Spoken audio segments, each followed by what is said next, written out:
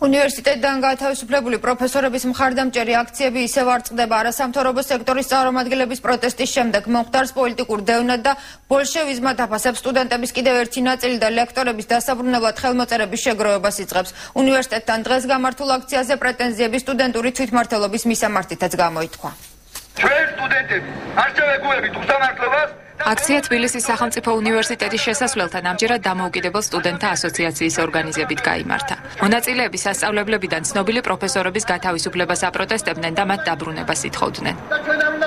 ჩვენ გავაგრძელებთ აქციებს, სანამ თითოეული ეს ადამიანი, თითოეული ლექტორი არ იქნება თავიანთ სამუშაო ადგილებზე დაბრუნებული. ბოლშევიზმში გულისხმობთ იმას, რომ არ შეიძლება პოლიტიკური ნიშნით სიტყვის თავისუფლების შეზღუდვა. ხელმოწერები გვინდა ავაგროვოთ კონკრეტული ფაკულტეტის კონკრეტული ლექტორის აღდგენის მოთხოვნით.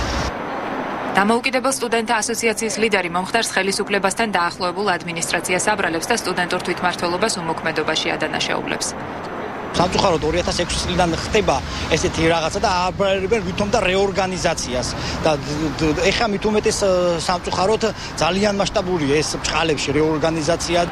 უნივერსიტეტიდან რამდენიმე დღის წინ გათავისუფლებული პროფესორი ფილოსოფოსი ლელა გაფრინდაშვილი იმ შემთხვევას იხსენებს, როდესაც სტუდენტების ნაწილის მოთხოვნა სახელმძღვანელოების ქართულად თარგმნის თაობაზე თვითმმართველობის წარმომადგენელთა მხრიდან მათზე ფიზიკური ანგარიშწორება მოჰყვა.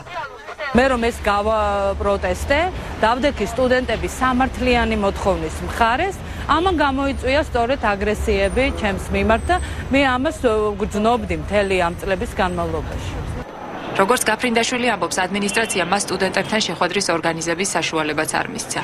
რამდენჯერმე მიმიწვიეს სტუდენტებმა და არ აღმოჩნდა დარბაზი თავისუფალი.